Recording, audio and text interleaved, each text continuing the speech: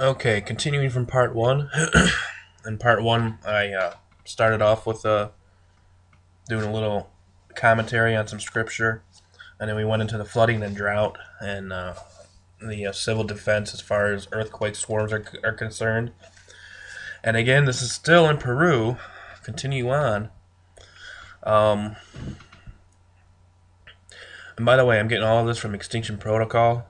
And these are all linked, folks, to other news sources that he's getting this. But he's got a whole list of archives that you can go through that basically tie in everything. Um, he started this in December of 2010, and I think this is a very good source of information regarding Earth changes, the politics, economy, war, civil unrest. I mean, everything. That incoming crisis is another good one. I mean, no one person can cover every single topic, so I mean, there's other stuff you can find too. Intel Hub's another good site, but this particular story again, continuing with Peru. As beaches close in Peru as bird and dolphin deaths continue. Um, there's been massive amounts of dolphins and birds just dying off. Now, according to New York Times, um, officials insist that the two die-offs are unrelated. The dolphins are succumbing to a virus, they suggest, and the seabirds are dying of starvation because anchovies are in short supply. That's what they're saying. And you know what? That might be a case. But see, the thing is with these seabirds and stuff like that, usually if they're noticing a low amount of food source, usually they migrate to another source to get food. They usually don't hang around. Okay? Um, so again, I mean, you have to question that. And they've always been questioning these things ever since the die-offs have begun. And, and again, God is permitting these things to happen because this is what was prophesied to happen. Um, so regardless of how it's happening, it's still happening. Okay. I'm not saying you can't go and read about this stuff of how it's possibly happening, but still, the crux of the matter is it's in the scriptures. It's stated it was going to happen, and it's happening. But anyways, officials insist that the two die-offs are unrelated. The dolphins are succumbing to a virus they suggest, and the seabirds are dying of starvation because anchovies are in short supply. But even 3 months after officials began testing the dolphins, the government has not released definitive results, and there is growing suspicion among the public and scientists that there might be more to this story. Some argue that offshore oil exploration could be disturbing wildlife, for example, and others fear that biotoxins or pesticides might be working their way up the food chain. You also got to think of the chemtrails and stuff like that, and also the disaster over there in Fukushima. That's not settled. So there's a lot of possibilities. You got HARP, you got Scalar with their silent sound technology. All of this stuff. I mean, it all links in. It all ties in together. And God is permitting these things to happen. Okay?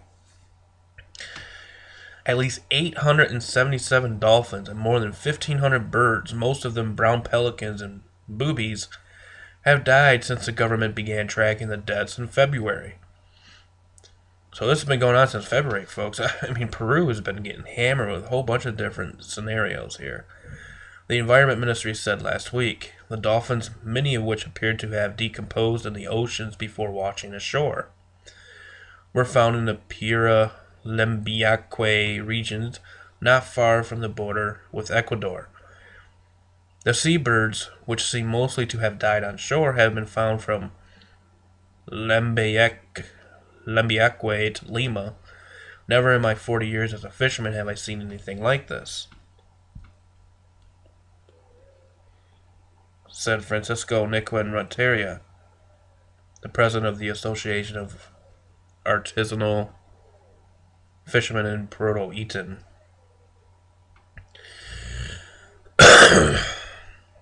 In the Lembiaque region. Sometimes in the past, you'd randomly see a dead dolphin or a pelican, but what's happening now, is really alarming. It is odd indeed. Gabriel Quaijandria. Those are some interesting names. The Deputy Environment Minister acknowledged in an email, but they are not related. The Federal Ocean Institute has said that the most likely culprit in the dolphin deaths is the morbillivirus from a family of viruses linked to previous mass deaths of marine mammals.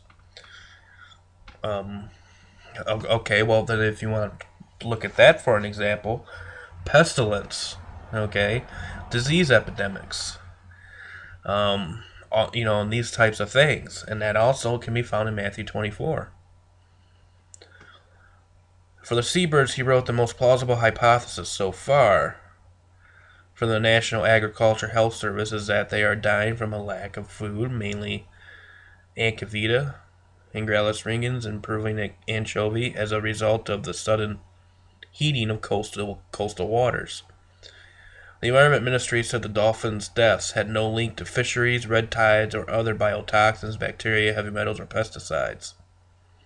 It said it had also ruled out any connection to offshore seismic testing by companies to locate oil and gas deposits under the seabed. Still, fishermen and environmentalists and others suspect that government officials are not being completely candid. The discovery of dead animals on beaches near Lima, the capital, in recent days has complicated matters. Over the weekend, the Health Ministry issued an alert advising people to avoid the waters around Lima and to the north until we know the cause of the recent deaths of marine species. So there you have it. Keep your eyes over there on Peru. A lot of stuff going on there. And more unrest going on in Iran and all over the Middle East. The UN nuclear inspector from South Korea killed in Iran. United Nations nuclear inspector from South Korea was killed Tuesday, and a colleague was injured in a car crash near a reactor site in central Iran, news reports said. There were no immediate indications of foul play, but the crash is likely to undergo intense scrutiny.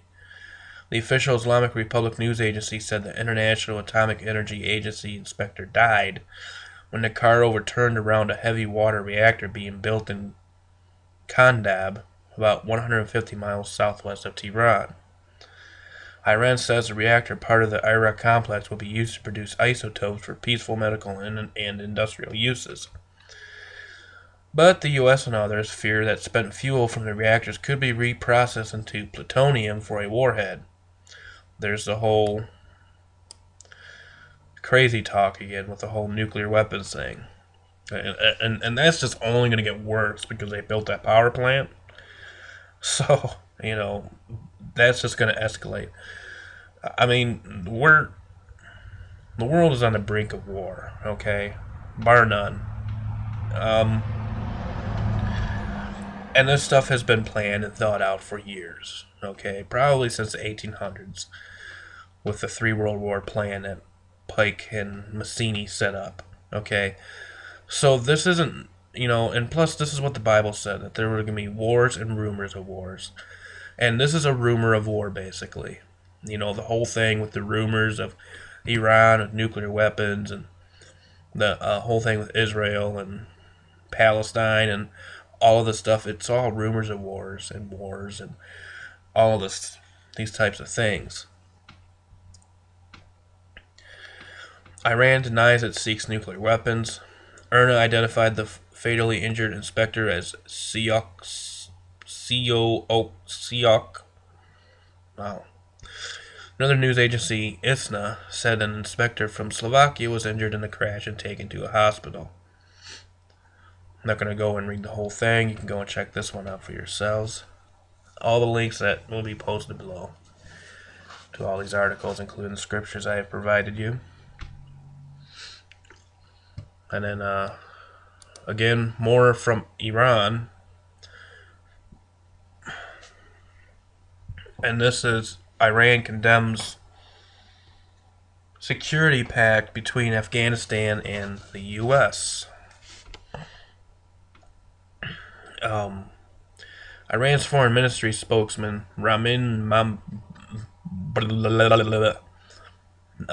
reiterated on Tuesday his country's concern over the security pact recently signed between the United States and Afghanistan.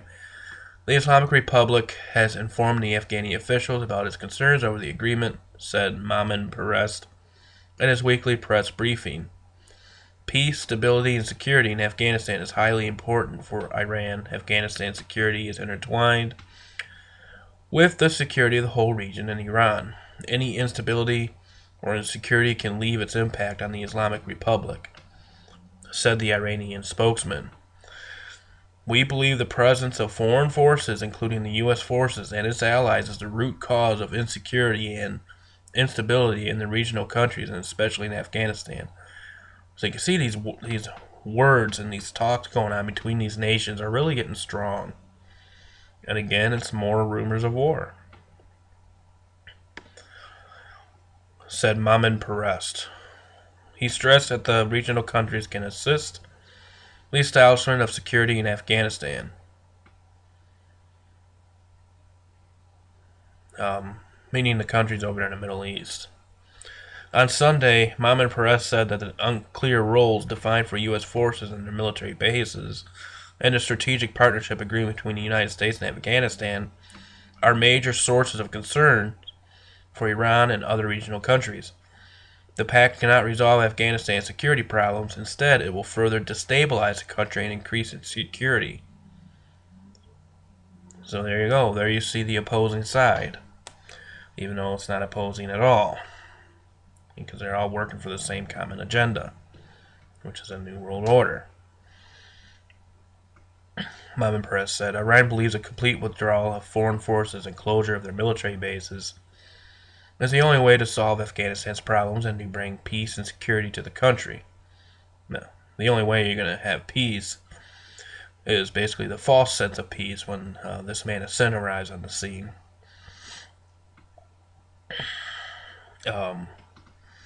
Afghanistani President Hamid Karzai last Thursday assured the country's neighbors that signing strategic partnerships with the United States does not pose any threat to them. There's no threat from Afghanistan's soil to our neighbors, Karzai told journalists at a press conference one day after inking with the U.S. counterpart Barack Obama. Obama paid a surprise visit to Kabul, the capital of Afghanistan, last Tuesday night during his tour. Obama inked the strategic pact with Karzai and visited main U.S. military facilities in Bagram. Karzai said that under the pact, the United States needs to support Afghanistan in all fields, including economy and security. They don't need to support Afghanistan, okay? They need to get out of there is what they need to do.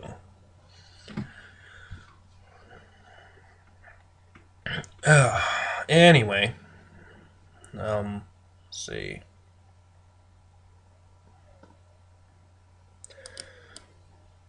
Going further, U.S. seeks faster deployment forces.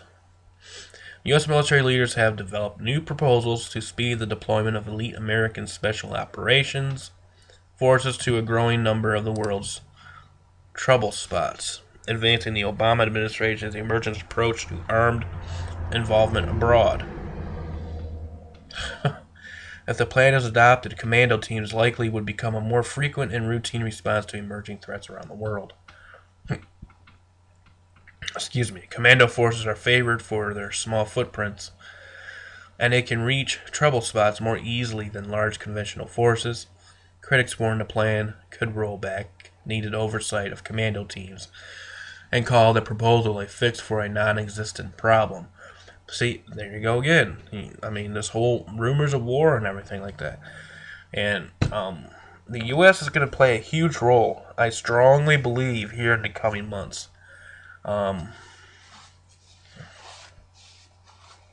Because face it, with things getting the way they are, and if we go under some kind of martial law and everything like that, I mean, just face it, there's not going to be no election. And besides, the election is rigged anyways. And I don't trust any of these politicians. I don't even trust Ron Paul. See, the thing is with these politicians, you don't get into the positions you are at without being involved in some kind of occultic society. I'm sorry, folks, but that's the truth. You know, you don't get involved in high-level politics unless you're working for the elites of the world and everything like that. And then on top of that, the elections are rigged. They're rigged then and they're rigged now. There's no difference. So it shouldn't come to a surprise that, if the elections are canceled, if there's martial law and everything like that, they sure will be. And the way things are shaping up right now, it seems like we're heading into that direction. But I'm going to go ahead and close this video, and we're going to go to part 3 next.